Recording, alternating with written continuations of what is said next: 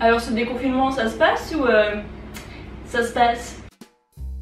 Bonjour poissons, c'est Nao, j'espère que vous allez bien. Déjà avant de commencer, j'aimerais vous remercier d'être de plus en plus nombreux sur ma chaîne YouTube ou sur Instagram. Vous êtes des amours, merci beaucoup. Si vous êtes nouveau, n'hésitez pas à vous abonner, à liker la vidéo et à faire un petit tour sur la chaîne parce que why not. Je vais être maintenant très honnête avec vous. C'est un concept de vidéo que j'avais déjà depuis un petit moment, étant donné que j'ai la chance d'avoir une amie qui s'appelle Cléophée qui tient un blog de pâtisserie. Je vous en parlerai dans quelques secondes un peu plus en détail. Du coup il y a quelques semaines je me suis dit bah parfait, je vais prendre une recette sur son blog, je vais filmer ça et je vais vraiment découvrir la recette sur le tas, ce que je dois faire sur le tas. Et si vous me connaissez un minimum, vous savez que la cuisine et moi on n'est pas fait pour être ensemble, c'est juste ça ne matche pas du tout. J'ai fait la vidéo, je me suis éclatée comme dingue. Pour finir, le résultat était top. Le soir même, je regarde les rushs de la vidéo et là, je me rends compte que tout l'aspect technique de la vidéo est nul à chier. Le jour où j'ai filmé, la luminosité était une catastrophe. La même journée, il a fait beau, il a plu, il y a eu de l'orage. Pire a été le son. Et si vous me suivez depuis un petit moment ou si même vous me suivez sur Instagram, vous avez vu qu'il y a eu du changement par ici par là. Désolé le four. Ce qui fait qu'il y a beaucoup de choses qui ont donc été vidées, ce qui fait que ma cuisine résonne un max. Du coup est venue deux possibilités à ce niveau là, c'est soit je publie la vidéo même si techniquement elle était pourrie, soit je refaisais cette vidéo en gardant la même recette, en continuant à faire de la pub pour Cléophée parce que c'est en grande partie pour ça, parce que je trouve que son travail est juste incroyable, elle est quelqu'un de très soigné, très appliqué, bref c'est un des meilleurs humains qu'il y ait sur cette terre, je ne rigole pas. Et du coup je refais cette recette sans certes avoir ces petits lapsus ou ces petits oublis de par exemple préchauffer le four, parce que quoi, oublier de préchauffer le four quoi. Bref, je me suis dit autant me prendre pour Cyril Lignac. Je me suis dit ce sera encore plus cool que vous fassiez la recette en même temps que moi là tout de suite. Because why not? La recette est en barre d'infos. Vous pouvez également retrouver la recette sur le blog comme chez Cléophée. J'ai pas envie de le répéter parce que je pense qu'on l'a répété suffisamment de fois et je pense que ça devrait être normal, mais lavez-vous bien les mains et mettez un tablier aussi parce que ça peut être utile. Au niveau des ingrédients, nous avons besoin de 180 g de chocolat noir, de 130 g de beurre, de 150 g de sucre en poudre, de 3 œufs, de 25 g de crème liquide, de 50 g de farine et une pincée de fleur de sel ou de sel si vous n'avez pas de fleur de sel. En vrai la première fois que j'ai fait j'étais choquée qu'il y ait besoin de si peu de choses. Donc voilà, une fois que vous avez ça, on va commencer la recette, c'est parti. Numéro 1, faire fondre le beurre et le chocolat. Petit conseil de Julie Cuisine, casser le chocolat avant, ce sera 1000 fois plus simple. Vous pouvez le faire au bain-marie ou au micro-ondes, étant donné que je suis une grosse flemmarde, je vais juste le faire au micro-ondes.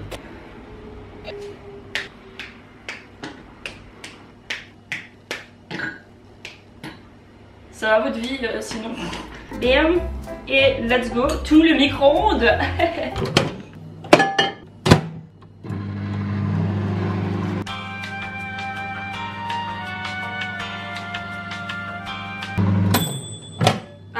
Petit conseil aussi, parce que j'ai appris par l'expérience, quand vous sortez votre truc du micro-ondes, n'oubliez pas de prendre un torchon ou un gant parce que c'est chaud sa mère.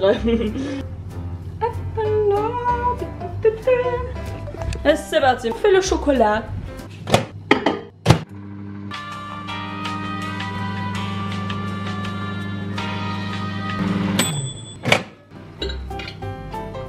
Oh yes. Ok, bam. Regardez-moi ça. Donc nous avons donc notre beurre et notre chocolat fondu. Numéro 1.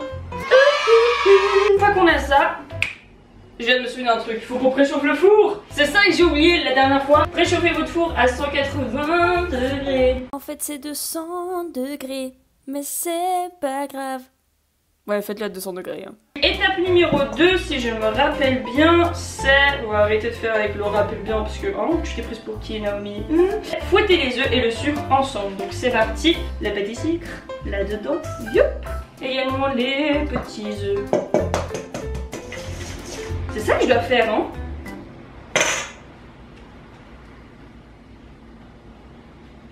Voilà, c'est ça que je dois faire, c'est bon. Ceci est fait, donc sucre et œufs mélangés. Étape 2, done. Numéro 3, ajouter le beurre et le chocolat fondu mélangés. C'est encore chaud, Nao veut pas se brûler, donc on va faire...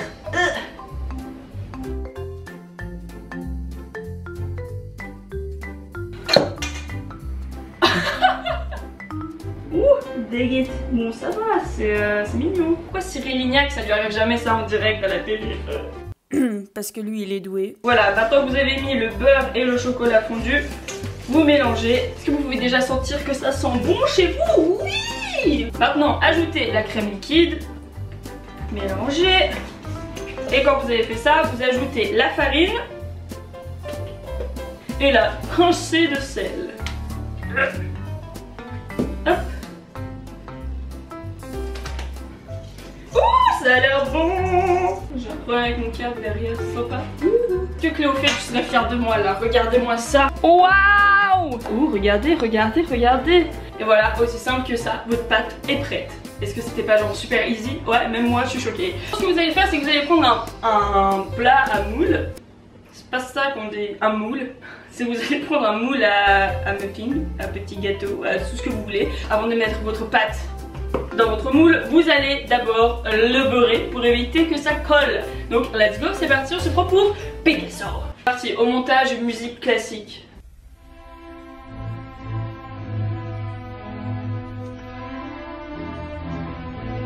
Une fois que ça c'est fait, vous savez ce qu'il vous reste à faire. Vous allez mettre votre jolie petite pâte dans ces moules. Il n'y a pas à les remplir entièrement, parce que techniquement ils vont un petit peu gonfler. Pourquoi est-ce que j'ai autant voulu faire une vidéo où je faisais la cuisine? Je viens de mettre du chocolat sur la nappe blanche.